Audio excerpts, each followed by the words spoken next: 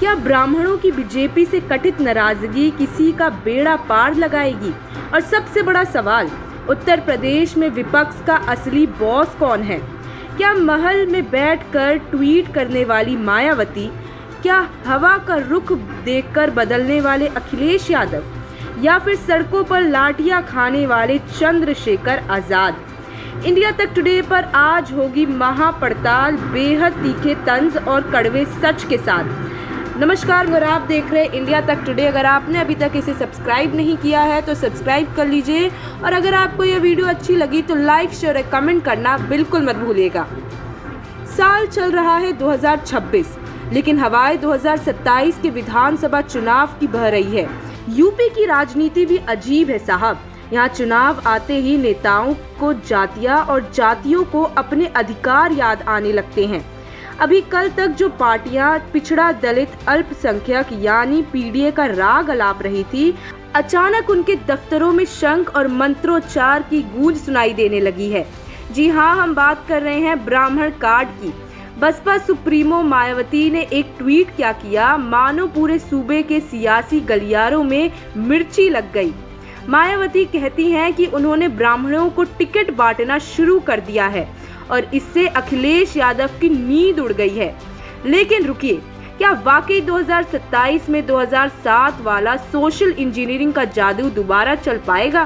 क्या बीजेपी से नाराज बताया जा रहा ब्राह्मण समाज मायावती की हाथी पर सवार होगा या फिर अखिलेश की साइकिल पर? और इस पूरे त्रिकोणीय मुकाबले में जो दूसरा और तीसरा मोर्चा बन रहा है, उसमें अखिलेश यादव से ज्यादा दम मायावती और चंद्रशेखर में क्यों दिख रहा है? और जब बात मायावती और चंद्रशेखर की आएगी तो कौन किस पर भारी पड़ेगा? आज एक एक परत खोलेंगे। उत्तर प्रदेश की सियासत में कहावत है, जिसका ब्राह्मण उसका सिंहासन। 2007 में मायावती ने हाथी नहीं गणेश है, ब्रह्मा विष्णु महेश है का नारा देकर पूर्ण बहुमत की सरकार बनाई थी। आज 2026 में जब 2027 का चुनाव सिर पर है, मायावती को फिर से वही पुराना दिन याद आ रहा है। मायावती का दावा है कि सूबे अपर कास्ट, खासकर ब्राह्मण समाज इस समय खुद को ठगा हुआ, उपेक्षित और असुरक्षित महसूस कर रहा है।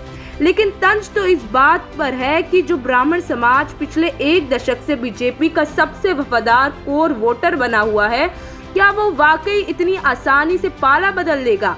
राजनीति के जानकार कहते हैं कि ब्राह्मणों में कुछ फैसलों को लेकर नाराजगी जरूर है, लेकिन नाराजगी का मतलब यह कतई नहीं होता कि आप अपना घर छोड़कर उस रास्ते पर चल पड़े जहां मंजिल का अता पता ना हो। यूपी में करीब 10 से 12% ब्राह्मण मतदाता है। लगभग 60 से 70 विधानसभा सीटों पर इनका सीधा असर है। 2007 में बसपा को 17% ब्राह्मण वोट मिले थे। 2014 के बाद से यह वोट बैंक 80% से ज्यादा बीजेपी के पाले में है। अब जरा बात करते हैं सूबे के मुख्य विपक्षी दल के नेता अखिलेश यादव की। अखिलेश जी का समाजवाद आजकल बड़ा कंफ्यूज्ड है। सुबह वो पीडीए का झंडा उठाते हैं और शाम होते ही ब्राह्मणों को रिझाने के लिए गुप्त बैठकें करने लगते हैं। विपक्ष के गलियारों से ही तंज कसते हुए नेता कहते हैं, अखिलेश यादव के ब्राह्मण सम्मेलनों में असली ब्राह्मण कम और यादवों को जेनुआ पहनाकर बिठाने वाले ज्यादा दिखते हैं। यह हम नहीं कह रहे, यह यूपी की सियासत के जमीनी छत्र चिल्ला चिल्ला कर कह रहे हैं। अखिलेश यादव का संकट समझिए। वो चाहते हैं कि उन्हें मुसलमान भी वोट दे, यादव भी वोट दे, दलित भी उनके पाले में आ जाए और ब्राह्मण भी उनके पीछे खड़ा हो जाए। लेकिन राजनीति ऑल यू कैन ईट का बूफे नहीं है सर। अगर समाजवादी पार्टी के मंच पर ब्राह्मण हावी होगा तो क्या उनका कोर मुस्लिम और यादव मतदाता सहज रह पाएगा? बिल्कुल नहीं। यही वजह है कि अखिलेश यादव की नीतियां हमेशा अंत विरोधी से घिरी रहती हैं। जब हम यूपी में दूसरे और तीसरे मोर्चा की बात करते हैं तो मुकाबला त्रिकोण नहीं बल्कि बहुकोणीय हो जाता है। एक तरफ बीजेपी का मजबूत संगठन है तो दूसरी तरफ विपक्ष में बिखराव है। लेकिन अगर हम अखिलेश यादव, मायावती और चंद्रशेखर आजाद की तुलना करें तो वैचारिक स्पष्टता और नीति के मामले में मायावती और चंद्रशेखर आजाद अखिलेश यादव से कई गुना ज्यादा सकारात्मक और मजबूत नजर आते हैं। क्यों? इसके पीछे ठोस कारण है। पहला, वैचारिक स्थिरता। अगर वैचारिक स्थिरता की बात करें तो तीनों नेताओं की राजनीति अलग अलग नजर आती है। अखिलेश यादव की राजनीति पर अक्सर यह आरोप लगाया जाता है कि समय और परिस्थितियों के अनुसार उनके मुद्दे बदलते रहते हैं। कभी सॉफ्ट हिंदुत्व, कभी जातिगत जनगणना और कभी पीडीए की राजनीति उनके राजनीतिक विमर्श का केंद्र बनती है। वहीं मायावती की राजनीति को उसके समर्थक अपेक्षाकृत स्थिर मानते हैं। बसपा लंबे समय से सर्वजन हितया, सर्वजन सुखिया की विचारधारा और कानून व्यवस्था के मुद्दे को अपनी पहचान के रूप में पेश करती रही है। दूसरी और चंद्रशेखर आजाद खुद को शोषितों, वंचितों और युवाओं की आवाज के रूप में प्रस्तुत करते हैं। उनकी राजनीति अधिक आक्रामक और आंदोलन आधारित दिखाई देती है, जिसमें सड़क पर संघर्ष का प्रमुखता दी जाती है। अखिलेश यादव की सबसे बड़ी कमजोरी यह है कि उनकी सरकार के समय की कानून व्यवस्था की यादें आज भी जनता के जहन में ताज़ा हैं। जब भी सपा की बात आती है, गुंडागर्दी का टैग विरोधी पार्टियां आसानी से चिपका देती हैं। इसके उलट मायावती के शासनकाल की सबसे बड़ी खासियत थी क्राइम कंट्रोल। मायावती के समय में चाहे अपनी ही पार्टी का बाहुबली क्यों न हो, जेल की सलाखों के पीछे भेजने में उन्होंने देर नहीं की। इसीलिए एक सुरक्षित और न्यायपूर्ण समाज की कल्पना से में मायावती अखिलेश यादव से कहीं अधिक सकारात्मक विकल्प बनकर उभरती हैं। लेकिन कहानी में ट्विस्ट यहीं खत्म नहीं होता।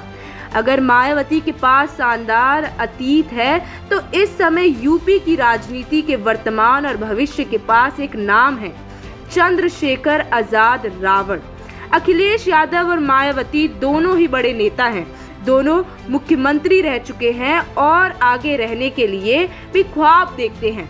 लेकिन दोनों में एक बड़ी समानता है, दोनों जमीन पर उतरने से कतराते हैं।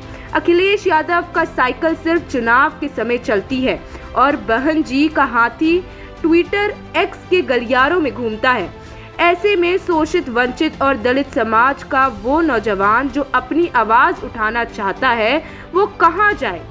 उसे दिखाई देता है एक लड़का जो नीली साफा बांधकर, हाथ में संविधान लेकर पुलिस की लाठियों के सामने सीना तान कर खड़ा हो जाता है। चंद्रशेखर आजाद ने नगीना लोकसभा सीट जीतकर यह साबित कर दिया कि वो सिर्फ भीड़ जुटाने वाले नेता नहीं हैं, बल्कि उनके पास वोट ट्रांसफर कराने की भी क्षमता है। अब आइए इस निर्णायक मोड़ पर, जहां बहुजन राजनीति के दो ध्रुव आमने सामने हैं। एक तरफ है 4 बार की मुख्यमंत्री मायावती और दूसरी तरफ है आजाद समाज पार्टी के मुखिया चंद्रशेखर आजाद। अगर इन दोनों में से किसी एक को सर्वश्रेष्ठ चुनना हो तो आज का युवा और राजनीतिक विश्लेषक बिना झिझक चंद्रशेखर आजाद का नाम लेंगे। इसके पीछे के तीखे और तंज भरे कारण सुनिए।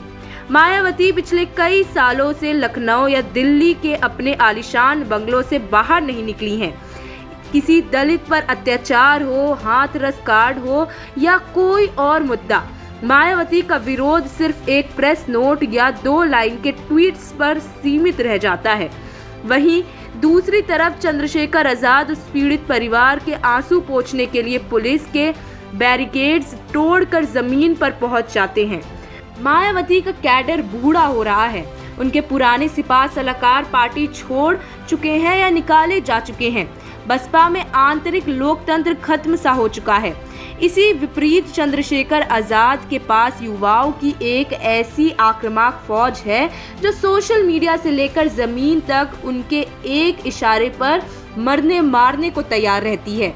मायावती पर अक्सर आरोप लगते हैं कि वो केंद्र एजेंसियों के डर से या अपनी संपत्ति को बचाने के लिए बैकफुट पर खेलती हैं। वो बीजेपी पर उस तरह से हमलावर नहीं होती जैसे एक असली विपक्षी नेता को होना चाहिए।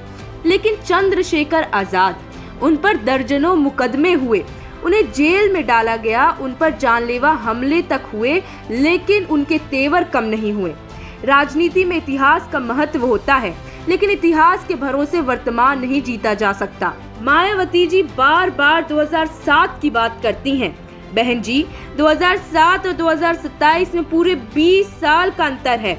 इन 20 सालों में गंगा में बहुत पानी बह चुका है।